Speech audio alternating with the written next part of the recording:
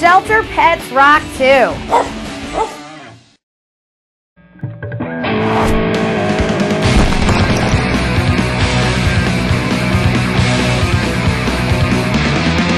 Hey, it's Mel Taylor, and a look at your rock news this week. First of all, Red Hot Chili Peppers. They were supposed to kick off their tour coming up here in the next week.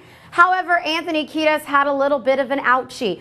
I guess he had some bone removed and a tendon refixed and whatnot, and he was seen at a Lakers game on little crutches. But the good news is he is going to make a full recovery. It's just that they're going to have to postpone the concert, so the U.S. tour dates will not start up until March the 29th in St. Petersburg, Florida.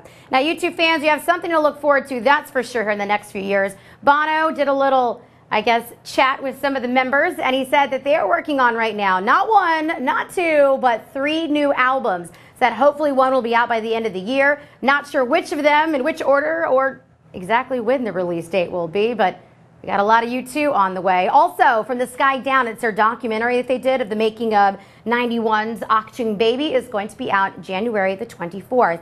Now, next month, the Motley Crue, they kick off a 3-week, 4-night residency at the Joint in the Hard Rock Hotel and Casino in Vegas. They've never done anything like this. There's actually never been a rock band have residency in Vegas. It's almost like they're Celine Dion or something. Anyhow, they have called it as their biggest rock show that they've ever done. And that it's going to be not only a show, but it's going to be an extravaganza. It kicks up February 3rd and will run through February 19th. And from what I understand, there are still tickets available. Now, Metallica fans are going to be glad to hear the band's next album is going to be compared to their blockbuster. As you can say, their 91 album, also known as the Black Album. Guitarist Kirk Hammett said that they're kind of doing this groove-oriented, heavy version of what they did back in the 90s, and said they're looking for it to come out by the end of the year. Also, that 3D movie, there are rumors about them kind of maybe working on it. From what I understand, most definitely in production. They don't know exactly when it is going to come out, but they're hoping by summer of next year.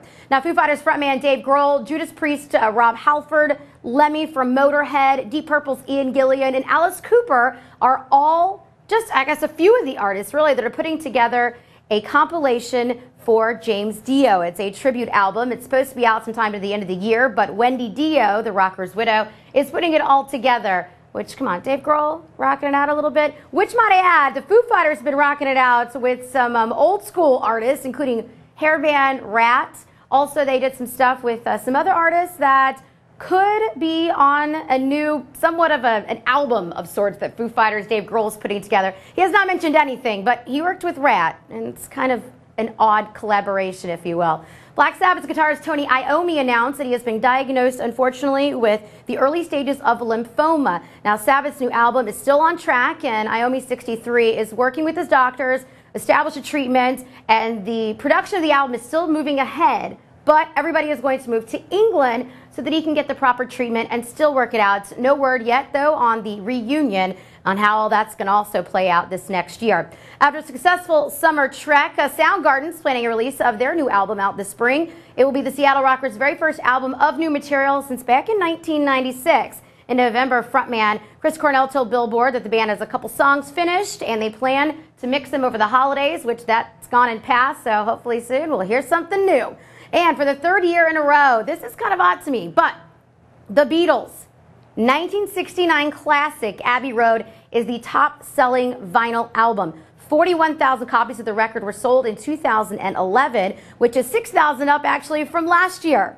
Fleet Fox, Bon Iver, Mumford & Sons, and Radiohead all marked out the top 5 vinyl records of 2011.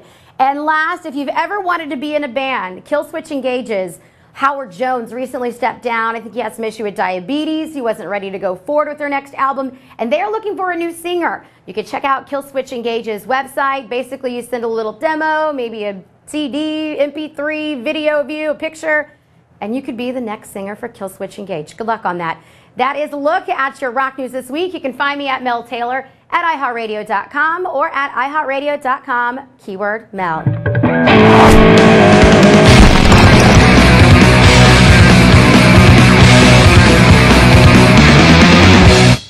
Shelter pets rock too.